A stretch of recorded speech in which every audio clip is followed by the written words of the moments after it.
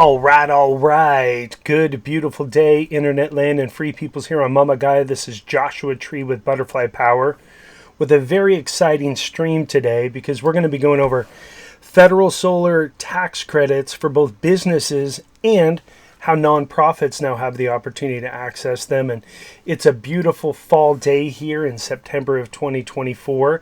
So this is going to be a recent update from the 2022 Inflation Reduction Act expansion of the federal solar tax credits.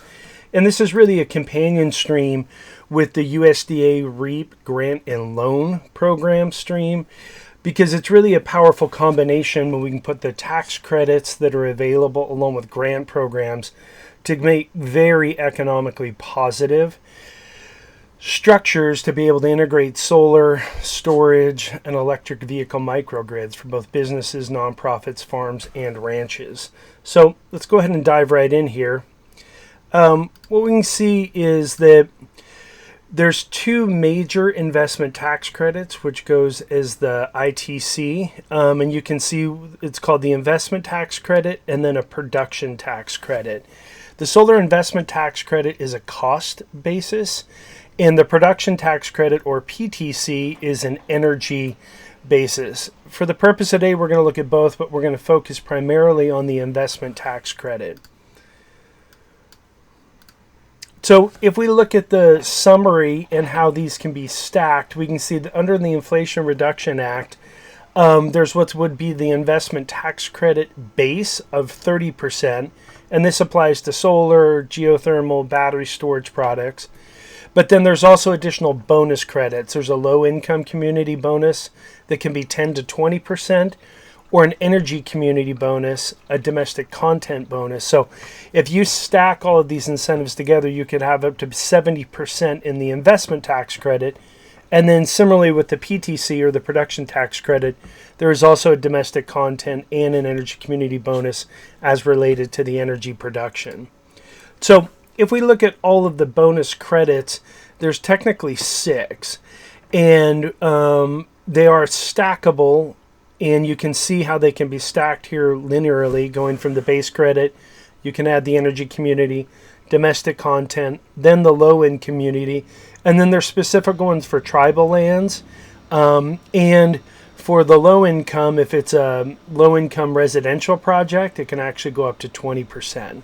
So these are stackable, and they can be put together in combination. And if we look at the timeline of both the ITC and the PTC, we can see that they really came online in 2023, and they're going to remain consistent as the legislation is currently written out until 2033, and then they will begin to be phased down into 2035 into 2026. So each one of them has their own ratio, but we can see that at least right now for the next 8 years, the legislation has them remaining pretty constant. So again, to bring up the stacking, you can see up to a 70% total tax credit. So if you were to look at $1 million solar facility, you could earn up to $700,000 in a federal tax credit with all the bonuses. And we'll look at this more towards the end. But if it's a tax-exempt entity like a nonprofit, this can actually come as a direct cash payment, or what's called elective pay, where the cash comes back in because tax-exempt organizations don't have tax liability. So let's look at the first bonus here. It's an energy community tax bonus, and this is driven by a map. There's a link on the website, or you can just put it in your favorite internet browser. But energy communities are defined by anything that was had existing energy infrastructure, production, or mining. So a lot of brownfield sites, coal mines.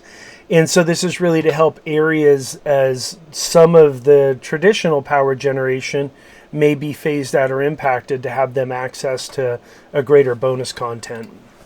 And then we have the low-income community bonus credit. This is up to 10% increase or up to 20% if they're part of a qualified low-income residential building. And again, this is geographically driven. There's a link to the website. You just go in and put in the project address, and you can see if the project has access to this additional bonus credit program.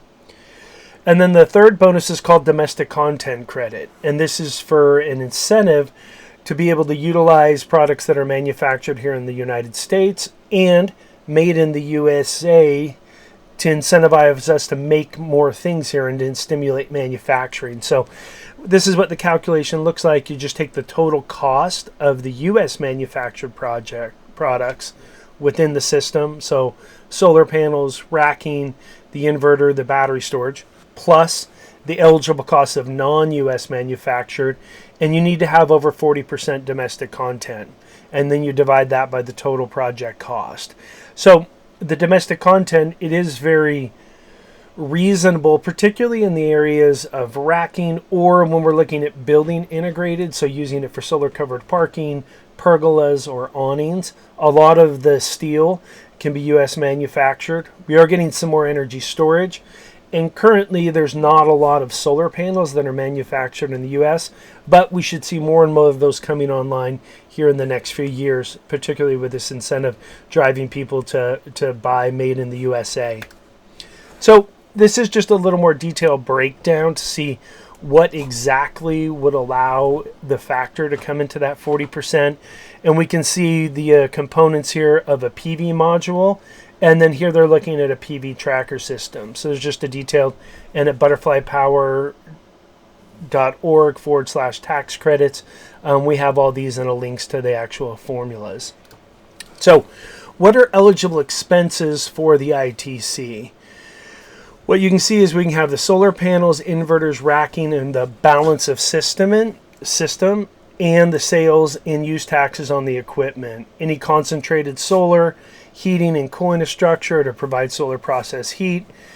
The installation costs and prorated indirect costs for the installation of the solar storage microgrid. This can also include upgrading step-up transformers, circuit breakers, and surge arresters. And one of the big modifications is the energy storage devices that have a capacity of 5 kilowatts or greater, even if they're not solar connected. So you can utilize the ITC and the bonus credits just to add energy storage either to an existing solar system, or one of the many benefits of just having energy storage as a step in a hybrid generation microgrid.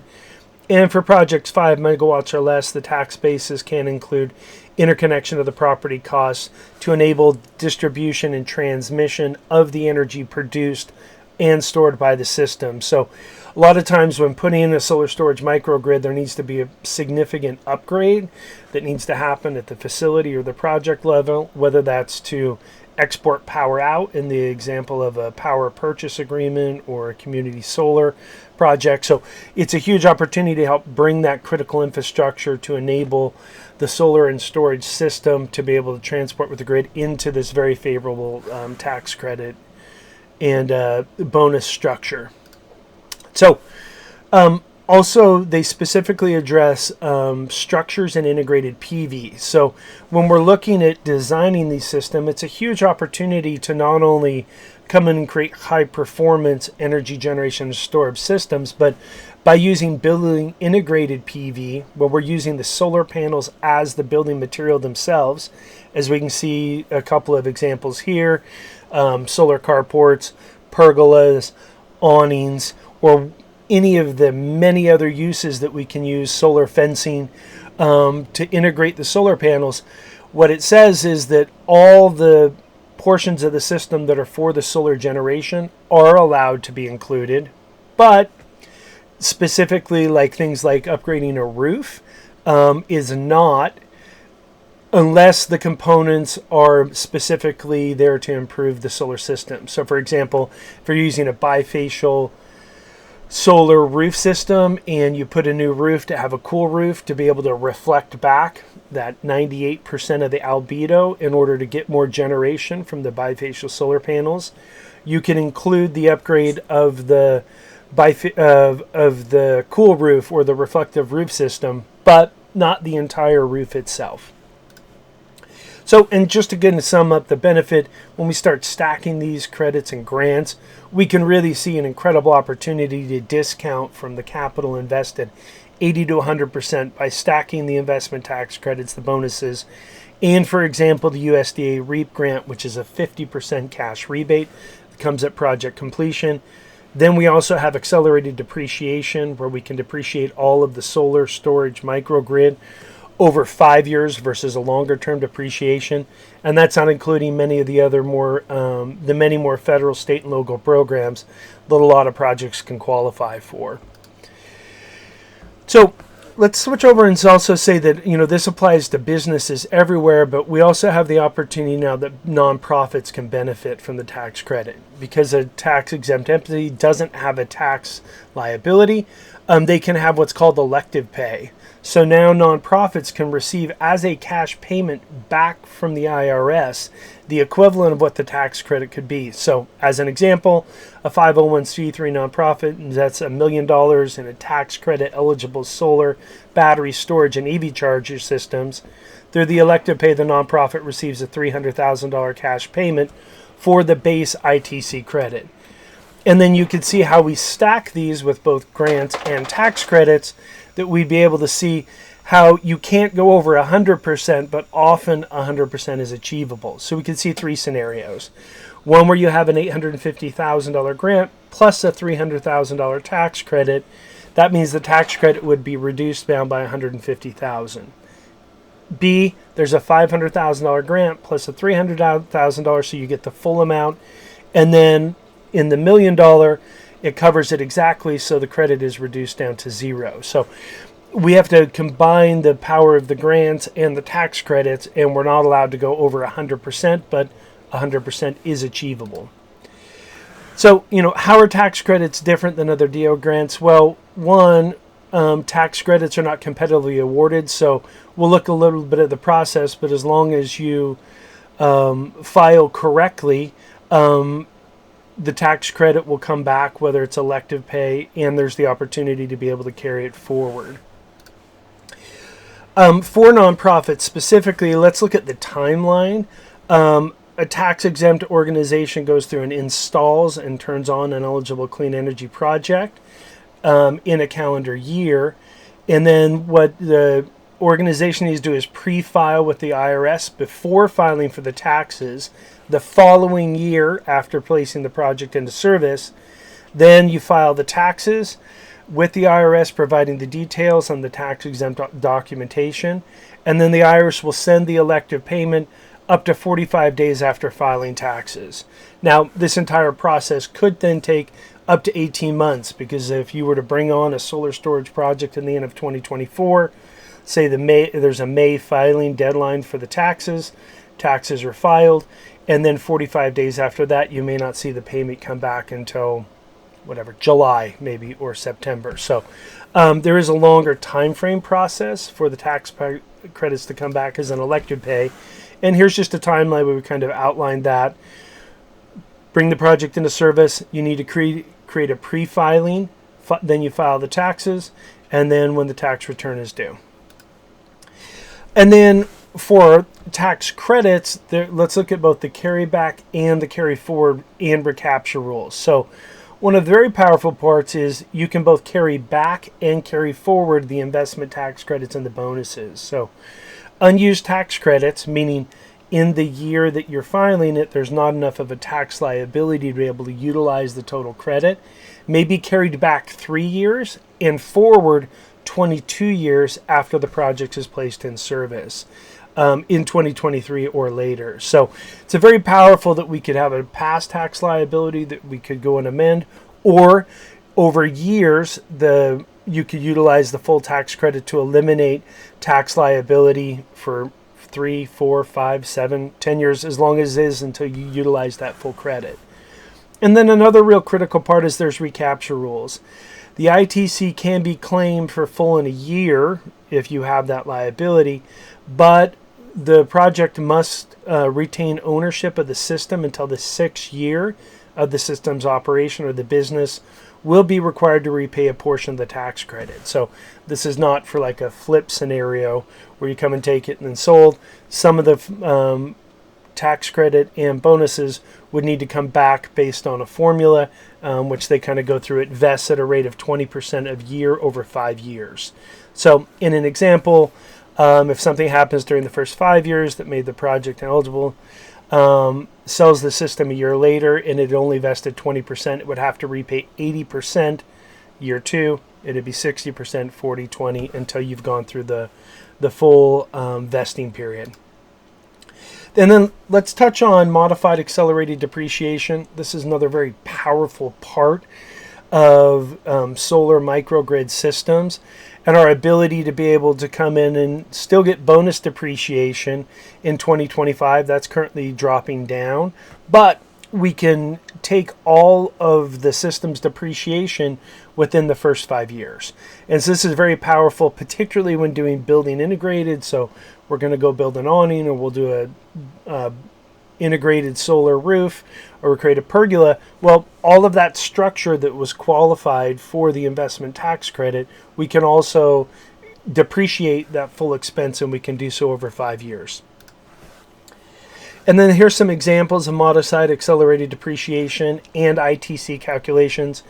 This is all at butterflypower.org, so you can go through this, but this is a step-by-step how to put all of it together. And then here's modified accelerated depreciation with the PTC.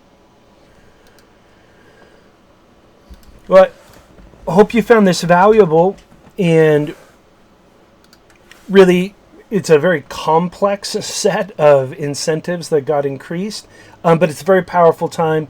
And as I've touched on, with all federal incentives and tax credits, probably the most common question that I get is, how long is it going to last? Well, the Inflation Reduction Act was completed in 2022. There could be an administrative change, or someone decides to change their mind. Currently, this is now out to 2033, so it's a very long time horizon. But if there were a change, there's definitely going to be a sunset period. So certainly there's total confidence that you could reclaim this in 2024, 2025, and then maybe 2026.